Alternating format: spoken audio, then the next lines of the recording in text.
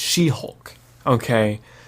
Now, I was going to do an episode per episode review of She-Hulk, but it was just coming to a point where I wasn't watching it every week. Kind of left some episodes and I came back to it.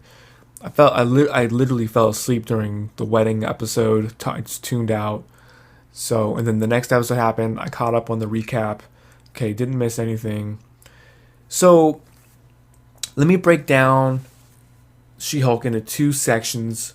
Let's talk about the finale and then the overall season. So this finale, she wanted to break the fourth wall. They break the fourth wall. Then this whole discussion about what Marvel it was supposed to be and what it could be and where's the X-Men. They're just lobbing more cameos at us and references, but it's all kind of not wishy-washy. It's just for nothing. It's easy treats they're giving us, easy Easter eggs, and that's just not good enough anymore for me. I mean, yeah, sure, if you're 15, 16, you're not invested like some of us that have been watching since 2008.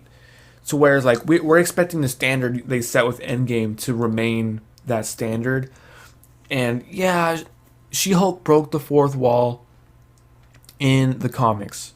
But it doesn't mean that it was executed that well. And what I think they did with her going into the writer's room was pretty smart. But when then they took it up a notch and introduced Kevin, that's not Kevin Feige, I think it just undercut the reality that she was entering. She was supposed to be entering our world, and then they didn't give us Kevin Feige. I think that was kind of it was undercut that kind of it's undercutting the performance, of our reality. She's not really in our reality if Kevin Feige is not the guy. I think it would have been like a Stan Lee type of moment where she's talking to Kevin Feige, where she's actually talking to Kevin Feige. I just think it was a real missed opportunity to not bring him in, especially if you're going out of your way to make her go into the writer's room. And, people are having a hard time saying like, oh, they retconned their season, and oh, the way they did the beta, alpha, whatever you want to call it, the male anti-She-Hulk party that she interrupted, like, and just throwing in Daredevil at the end. People are just saying it's really lazy. I would say it's kind of lazy. I like the fact that she did break the fourth wall and come to our reality. It just didn't stick the landing. And then with Hulk coming in at the end, and oh, here's my son, and I'm back from space, and we're gonna save that for his movie. Like, we're gonna get a Hulk movie at some point. Okay, what's going on with Universal? They still own the distribution rights. Let's talk about that. So yeah, they're just throwing a lot of Easter eggs at us and expecting us to love She-Hulk as a show. Having the Daredevil cameo, that shouldn't be your highlight of the She-Hulk season. She-Hulk should be that highlight, and just making all the other characters caricatures compared to Jen. She's like the only real character that had any kind of growth, and I still really think she's barely figured out how to balance those two characters, or aliases I should say, and it was just kind of all over the place. Now let's talk about the whole season. If you want to watch She-Hulk and you don't have a lot of time, watch episode 1, 2, and 8 and 9.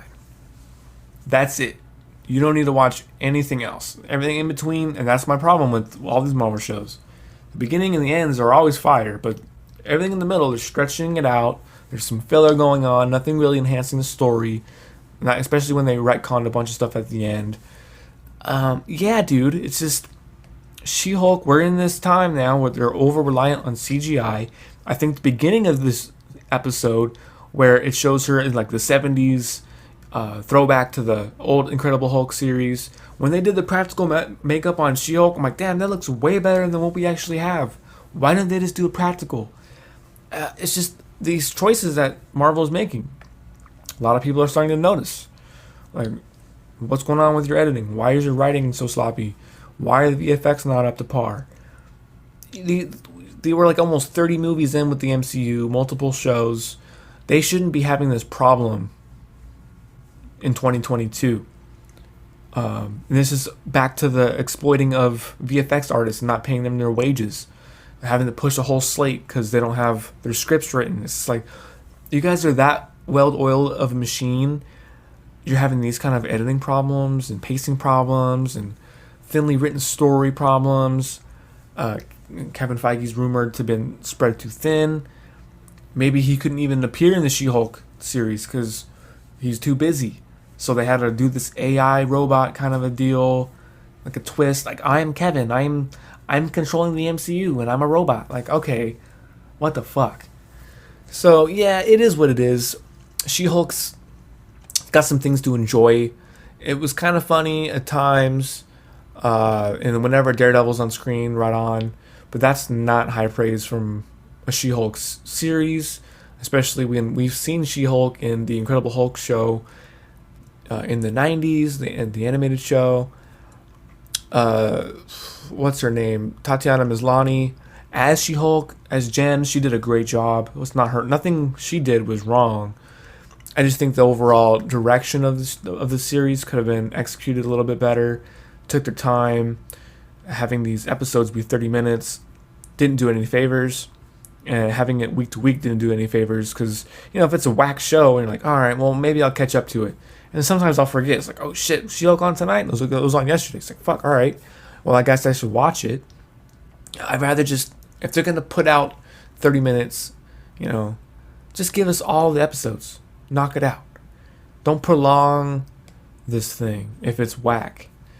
I don't know how it's doing on Rotten Tomatoes, but it's definitely in the low ranking for most people that I've heard talk about She-Hulk. And I don't know what they're going to do with the Hulk stuff going forward because they haven't figured out the Hulk situation, the rights to the movies for the Hulk. So I don't know if they're going to keep sprinkling Hulk stuff in with the Red Hulk. We've heard that Harrison Ford is taking over as Thunderbolt Ross, and he's going to be the new Red Hulk, and that's the villain of Thunderbolts. And if that's the case, then I don't think we're going to get a Hulk movie per se. I think they're just going to sprinkle more Hulk stuff into these other movies to circumvent this deal that Universal has. They still own the distribution rights. So She-Hulk, it was fine.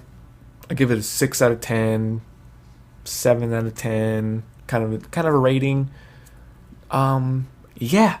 What did you think about She-Hulk and the finale of She-Hulk? What do you think about She-Hulk going forward? How are they going to handle Jen's character?